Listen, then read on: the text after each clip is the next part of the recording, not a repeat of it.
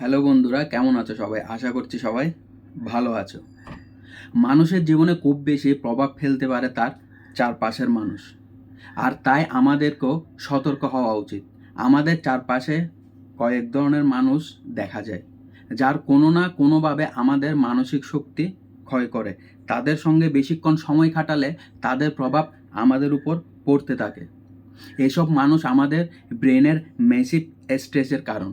তাদের ব্যবহার, তাদের কথা বলার ধরন, তাদের চিন্তাভাবনা করার ক্ষমতা বলে দেয় তারা এনার্জি সাকার না এনার্জি গিভার। চলো আজকে জেনে নেওয়া যাক সেই ধরনের মানুষের বিহেভ অ্যাপ্রোচগুলি, যা দেখে তাদের চেনা যাবে। নাম্বার 1, কট্টরবাদী। যারা কোনো একটি নির্দিষ্ট বিষয় নিয়ে কট্টরপন্থী মনোভাব পোষণ করে, সত্য মিথ্যা যাচাই না করে শুধু ধারণার উপর ভর করে চলে, তাদের থেকে নিজেকে দূরে রাখো। কখনো কখনো দেখা যায় বন্ধু মহলে কিংবা পরিবারের কোনো একজন একটা বিষয়কে কেন্দ্র করে তার কট্টরবাদিতা প্রমাণ করতে চায়। সেই সময় তার সঙ্গে তর্কে লিপ্ত না হয়ে সহমত পোষণ করা উচিত। কারণ তুমি যদি তর্ক শুরু করো, সময় যেমন নষ্ট হবে তেমনি তাকে বোঝাতে না পেরে তোমার মানসিক শক্তি ক্ষয় হবে। তাই এই ধরনের মানুষ থেকে সর্বদা দূরে থাকো। নাম্বার 2, ভুক্তভোগী মানুষ। যারা সর্বদা নিজের দুঃখের গান গেয়ে বেড়ায়, তারা দেখায় যে পৃথিবীর যাবতীয় দুর্ঘটনা শুধু তাদের সাথেই ঘটে। এইসব বলে তারা খুব সহজে সহানুভূতি গ্রাস করে, ফলে আমরাও তাদের সমস্যাগুলো নিজেদের মনে করে সমাধান করার চেষ্টা করি। এই ধরনের মানুষদের দুঃখ কখনো গোছে না। এরা সর্বদা ভিকটিম মেন্টালিটির হয়ে থাকে। নিজেরা দায়িত্ববোধ এড়িয়ে আজীবন তোমার কাছে সহানুভূতি চাইতে থাকবে। তাই নিজেদের সমস্যা সমাধানে যারা তোমার ব্যবহার করে তাদের থেকে সর্বদা দূরে থাকো। যদি তুমি তাদের সাহায্য করতে চাও, দূর থেকে করো। কাছে গেলে তারা তোমায় প্রভাবিত করতে পারে। Number 3, negative people. কিছু মানুষ রয়েছে যারা ভয় ব্যতীত কোনোদিন সাহস দিতে পারে না। তারা সব কিছুর মধ্যে নেতিবাচক মনোভাব পোষণ করে। এরা সব ব্যাপার অন্যদের নিরুৎসাহিত করে তোলে। এই ধরনের মানুষদের সঙ্গে যারা বেশিক্ষণ থাকে তারা নেতিবাচক হয়ে যায়। তাই যারা শুধু ভীত করে দেয় তাদের থেকে সর্বদা দূরে থাকো। নাম্বার 4, পরশ্রী কাতর।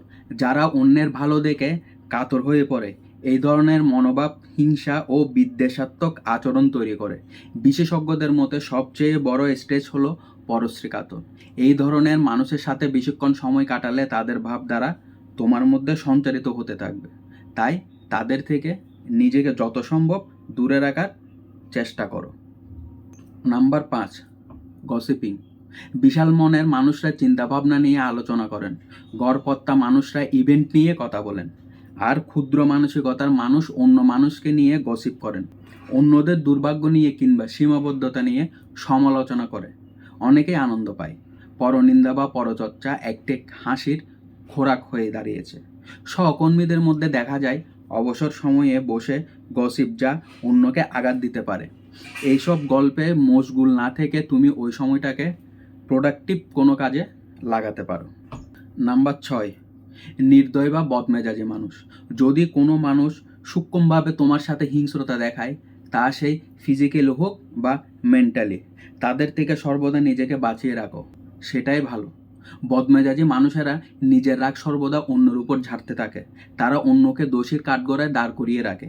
এইসব মানুষদের দূরে রাখা উচিত, নইলে তারা আমাদের চিন্তাভাবনার অনেকাংশ দখল করে আমাদের ব্রেনকে ডিস্টার্ব মুডে নিয়ে যাবে। নাম্বার 7, ধান্দাবাজ।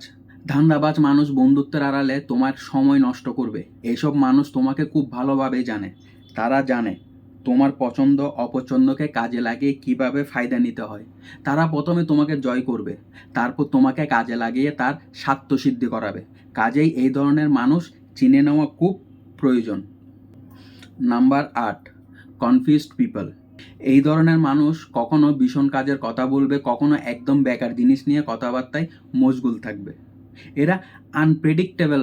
এদের সাথে কথা বলে কখনো কোনো সিদ্ধান্ত নেওয়া যায় না। তারা কখনো তোমায় ক্লিয়ারিটি দিতে পারবে না। যে কোনো কাজের ক্ষেত্রে তাদের থেকে দূরে থাকাই ভালো। নাম্বার 9, সব জানতা। যারা সব বিষয়ে ইন্টারেস্ট দেখায় এবং শুধু কথাবার্তায় অন্যকে ডুবিয়ে রাখে, এদের কাছে সব ধরনের উত্তর তৈরি থাকে।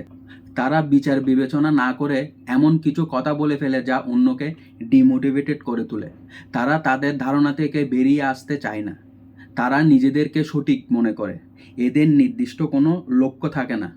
মনে রেখো, এরা কখনো কখনো কথার মাধ্যমে তোমায় অপদস্থ করতেও পারে। নাম্বার 10, অহংকারী। যারা ভীষণ অহংকারী তারা নিজেদের নিয়ে একটি মিথ্যা আত্মবিশ্বাসে ডুবে থাকে। তারা নিজেদের খুব বড় মনে করে। অহংকারী মানুষ সব কিছুকে পার্সোনাল চ্যালেঞ্জ হিসাবে দেখে। এই ধরনের মানুষ সামনের জনকে কখনো গুরুত্ব দেন না। অহংকারী ব্যক্তিরা কর্মক্ষেত্রে নানা গোলযোগ সৃষ্টি করে। এরা নিজেদের যেমন ধ্বংস করে তেমনি এদের চারপাশে যারা থাকে তাদের ক্ষতিগ্রস্ত হয়। যতটা পারা যায় তাদের থেকে দূরে থাকা ভালো, কারণ এরা মানসিক শক্তি ক্ষয় করতে ভীষণ পারদর্শী। নাম্বার 11, লক্ষ্যহীন মানুষ। লক্ষ্যহীন মানুষ হাল ছাড়া নৌকার মতো ভাসতে থাকে। জীবনের স্রোত যে কোনখানে তাদেরকে নিয়ে ফেলতে পারে, এই ধরনের মানুষ কখনো সময়ের মূল্য দিতে পারে না। তারা অন্যদের সময়কেও গুরুত্ব দেয় না।